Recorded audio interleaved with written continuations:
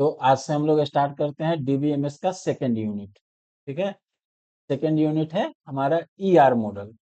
तो ER model अब शुरू करेंगे आज कुछ उसके बेसिक चीज, और इसके बाद फिर आगे ईआर डायग्राम कैसे बनाते हैं उनके बारे में पढ़ेंगे।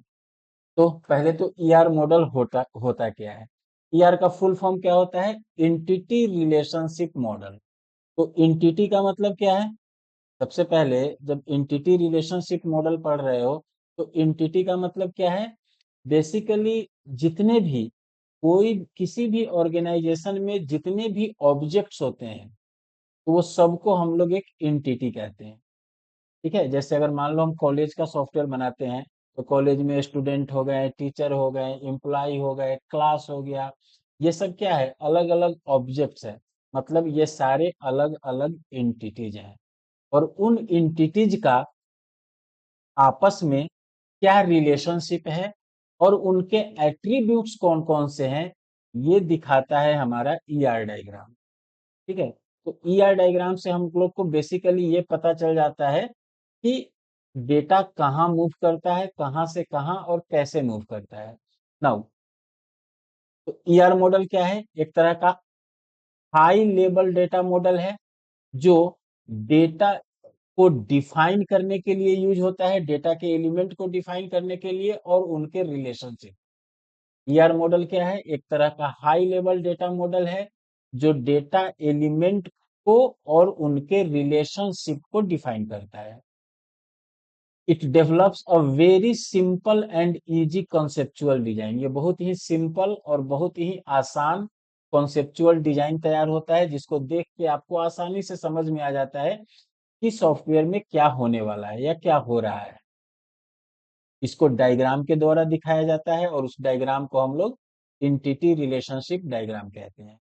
ये पीटर चेन नाम के एक साइंटिस्ट थे जिन्होंने 1971 1971 में एक बनाया था, to execute a uniform convention, uniform convention which can be used for relational database and network। मतलब पीटर चेन ने 1971 में एक यूनिफॉर्म कन्वेंशन मतलब एक जैसा रूल बनाया था जो कहीं भी रिलेशनल डेटाबेस और नेटवर्क डेटाबेस पे यूज होता है।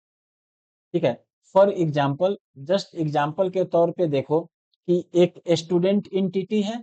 तो ये एंटिटी को जनरली बॉक्स में रखते हैं, रेक्टेंगल बॉक्स में। एक स्टूडेंट एंटिटी है, इसके क्या क्या एट्रीब्यूट्स हैं?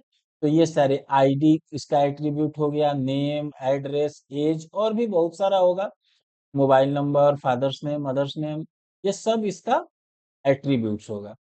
ठीक है, फिर दूसरा कोई एंटिटी बनेगा तो बाद में उनका रिलेशनशिप देखेंगे। ये बेसिकली एक सिंगल एंटिटी को दिखाने का तरीका है। ठीक है, ये तो नॉर्मल चीज है। Now, reason for using ER diagram. ER diagram हम लोग बनाते क्यों हैं, इसको बनाने से क्या फायदा है? तो सबसे पहला फायदा है कि helps to define terms related to entity relationship modeling. मतलब हर एंटिटी किस एंटिटी से कैसे रिलेटेड है इस चीज को डिफाइन करता है।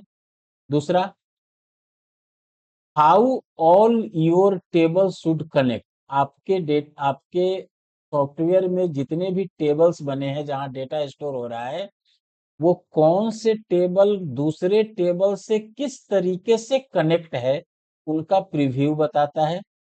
कौन कौन से फील्ड उस टेबल में है ये बताता है। मतलब ईआर डायग्राम क्या बताता है? कौन टेबल किस टेबल से कैसे कनेक्टेड है और उनके फील्ड क्या क्या है। उसके बाद ये आपको एंटिटी को, एट्रीब्यूट को और रिलेशनशिप को डिस्क्राइब करने का काम करता है, उसमें हेल्प करता है।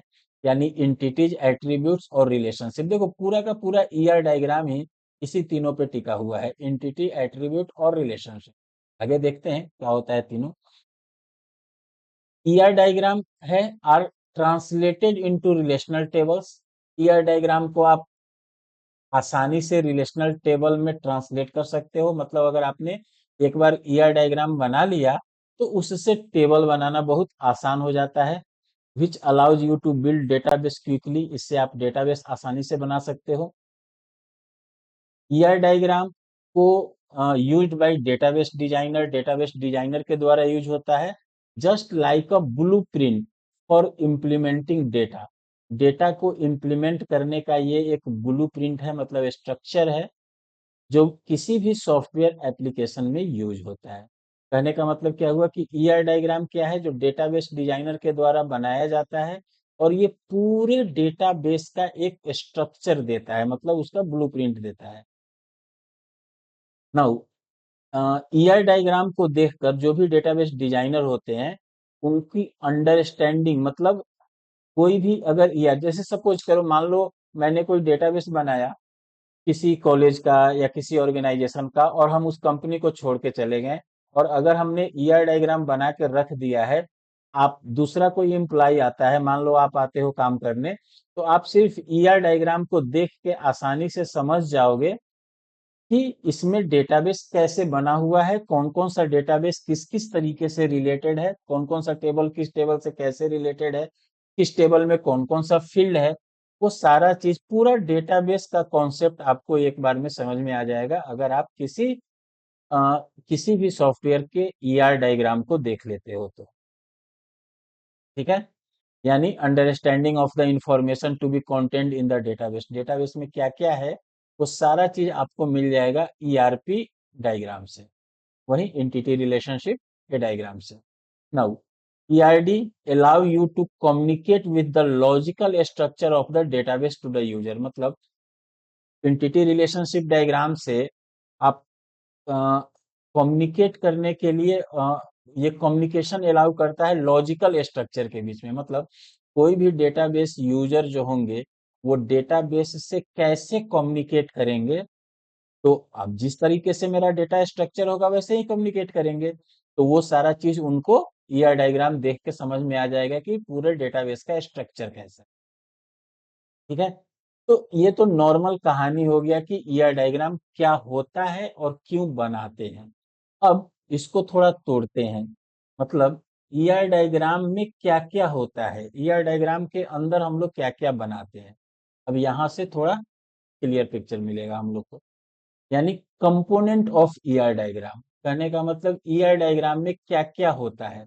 तो मेनली किसी भी डायग्राम में जो ईआर डायग्राम होते हैं उसमें तीन ही चीज होते हैं, एंटिटी, उनका रिलेशनशिप और एट्रीब्यूट्स। एंटिटी, उनके रिलेशनशिप और एट्रीब्यूट्स। तो सबसे पहले हम लोग देखते हैं एंटिटी। एंटिटी क्या होता है?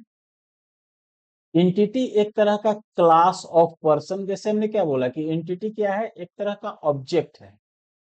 जस्ट हम लोग जो बोलते हैं ना कि कोई ऑब्जेक्ट, तो एंटिटी क्या है, एक तरह का ऑब्जेक्ट है। जैसे class of person, class of place.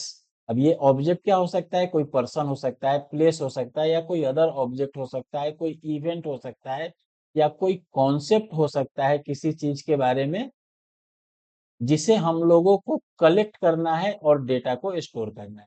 जैसे किसी पर्सन का डेटा हमें स्टोर करना है, किसी प्लेस का डेटा स्टोर करना है, किसी इवेंट का डेटा स्टोर करना है। तो ये सब क्या है, एक तरह का ऑब्जेक्ट या एंटिटी। अब चूंकि हम डेटाबेस पढ़ रहे हैं तो इसको एंटिटी कहेंगे। और ये सेम चीज जब हम सी प्लस प्लस पढ़ेंगे तो इसी चीज को ऑब्जेक्ट कहते हैं वहां पे।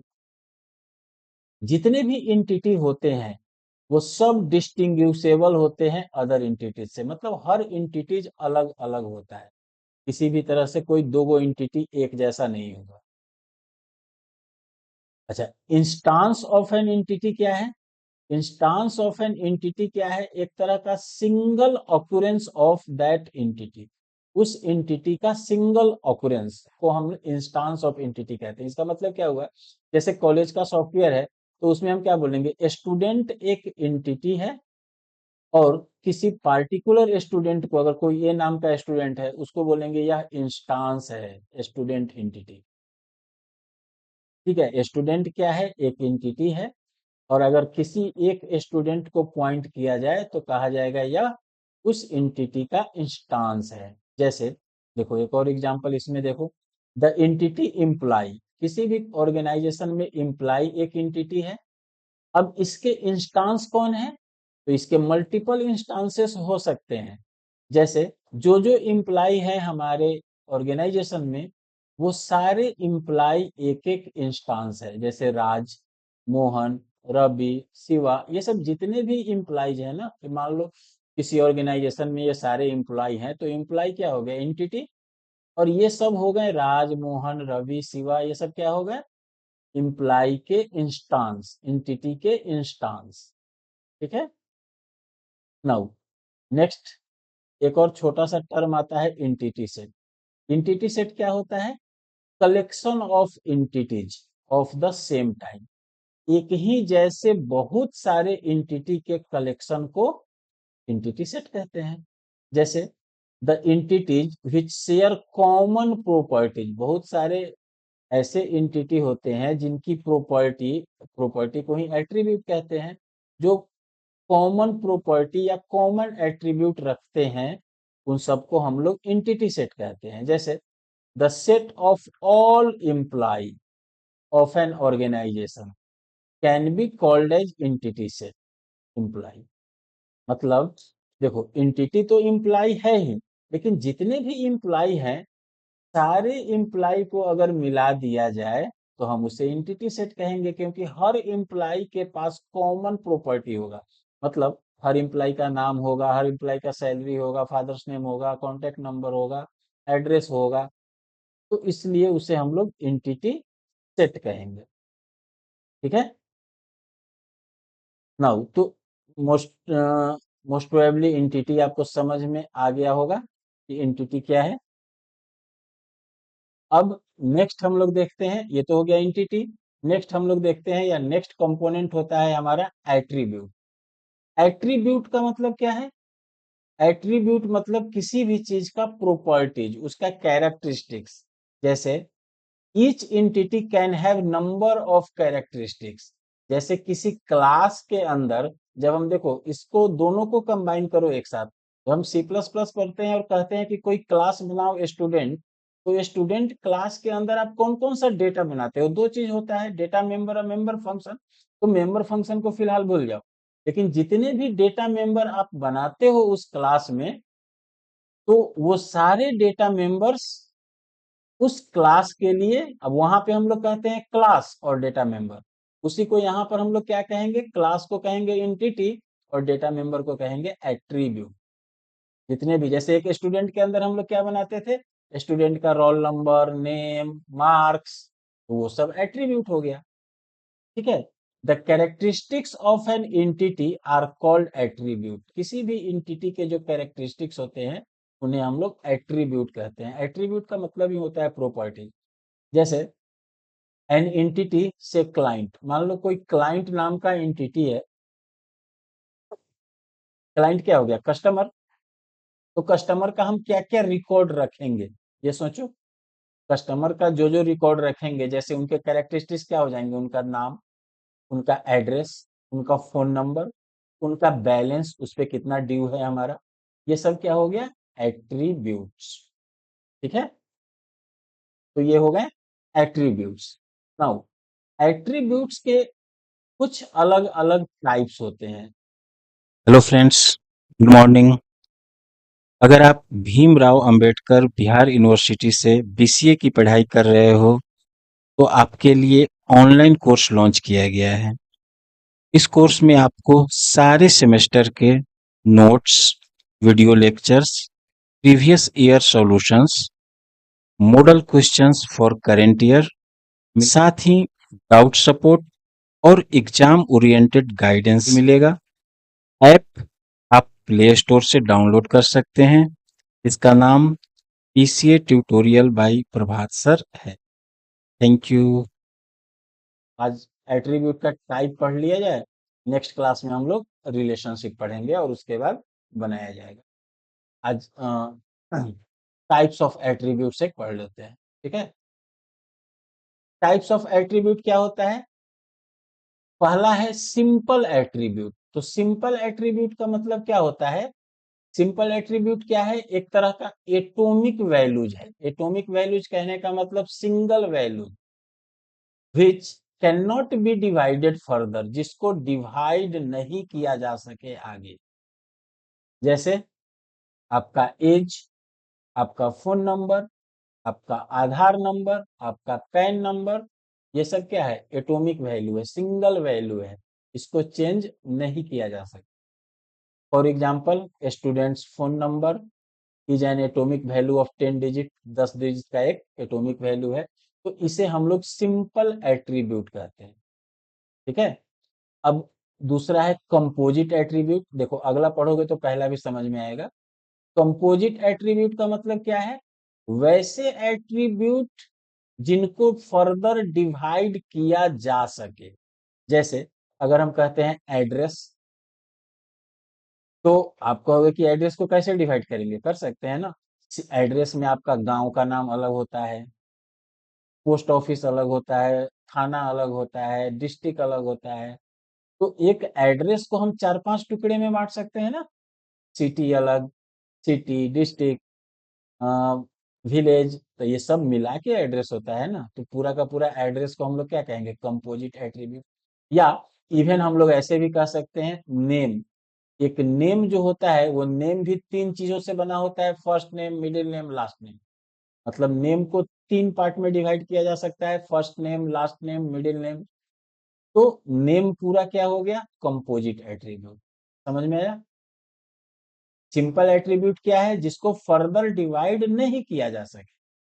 अब देखो, जैसे हमने यहां तो कह दिया कि फोन नंबर, फोन नंबर आपका एटॉमिक वैल्यू है, सिंपल एट्रीब्यूट है। लेकिन पहले जो फोन नंबर होता था उसमें एसटीडी कोड प्लस नंबर होता था, तो वहां भी तो दो डिजिट में डिवाइड कर पाते हैं, तो फिर वो कंपोजिट हो जाता। अगर एसटीडी कोड, अभी मोबाइल नंबर नहीं रहता, पहले जैसा टेलीफोन होता था, तो एसटीडी कोड और नंबर, तो फिर वो दो पार्ट में डिवाइड हो जाता, तो वो कंपोजिट हो जाता। ठीक है। नाउ तीसरा है डिराइव्ड एट्रीब्यूट। डिराइव्ड का मतलब क्या होता है, ये एट्रीब्यूट एक्चुअली में एग्जिस्ट नहीं करता है, which do not exist physically, physically exist नहीं करता है, बट ये डिराइव होता है किसी दूसरे एट्रीब्यूट से, किसी दूसरे एट्रीब्यूट से इसको निकाला जाता है। जैसे एज, तो आप कहोगे कि ना एज तो डायरेक्ट लिखा जा सकता है ना। नहीं लिखा जा सकता है। मान लो अगर हम आपका एंट्री कर रहे हैं डेटाबेस में, और आपका एज हमने लिख दिया आज 18 साल, आज से 5 साल के बाद भी जब हम देखने जाएंगे तो वो 18 साल ही दिखेगा ना। तो गलत हो गया। नहीं, तो होना क्या चाहिए, एज एंट्री होना ही नहीं चाहिए डेटाबेस में। डेटाबेस में एंट्री क्या होना चाहिए, डेट ऑफ बर्थ। डेटाबेस में एंट्री होना चाहिए डेट ऑफ बर्थ, और डेट ऑफ बर्थ से हम एज कैलकुलेट कर लेंगे आज से। आज जो डेट होगा और आपका जो डेट ऑफ बर्थ एंट्री है, उससे डेट ऑफ बर्थ कैलकुलेट करेंगे, तब वो आपका सही एज निकाल के देगा। इसलिए एज को हम लोग कहते हैं डिराइव्ड एट्रीब्यूट, क्योंकि ये डिराइव्ड होता है किसी दूसरे डेटा से। ठीक है। नाउ उसके बाद, ये भी एक तरह से सिंपल एट्रीब्यूट का ही पार्ट है, सिंगल वैल्यूड एट्रीब्यूट। वैसे एट्रीब्यूट जो सिंगल वैल्यूड होते हैं। सिंगल वैल्यूड कहने का मतलब, जैसे आपका पैन नंबर, आपका आधार नंबर, एक ही हो सकता है ना। आपका दो गो आधार होगा, कभी नहीं होगा। आधार नंबर आपका एक ही होगा, पैन नंबर आपका एक ही होगा। तो इसको बोलते हैं सिंगल वैल्यूड एट्रीब्यूट। नाम आपका दो गो हो सकता है ना। अब वैसे कहोगे तो सर्टिफिकेट नाम तो एक ही होता है, लेकिन फिर भी बहुत लोगों का निकनेम होता है, तो दूगो हो सकता है। रोल नंबर दूगो आपका हो सकता है, कहीं दो जगह पढ़ रहे हो तो। नहीं, तो बहुत सारे चीज हैं जो सिंगल वैल्यूड एट्रीब्यूट्स हैं। मल्टी वैल्यूड, वैसे एट्रीब्यूट जो मोर देन वन वैल्यू होते हैं। जैसे आपका फोन नंबर, मान लो आप दूगो नंबर रखते हो, तो मल्टी वैल्यूड हो गया। ईमेल एड्रेस, दूगो एड्रेस है। आपका घर का एड्रेस, मान लो आपका दो जगह घर है। नहीं, आपका क्वालिफिकेशन, आपने बीए भी किया है, बीएससी भी किया है, तो अलग अलग कोर्स किया है आपने, तो एक से ज्यादा क्वालिफिकेशन है, तो उसको बोलते हैं मल्टी वैल्यूड एट्रीब्यूट। क्लियर। यहाँ तक कोई दिक्कत। आज के लिए इतना ही।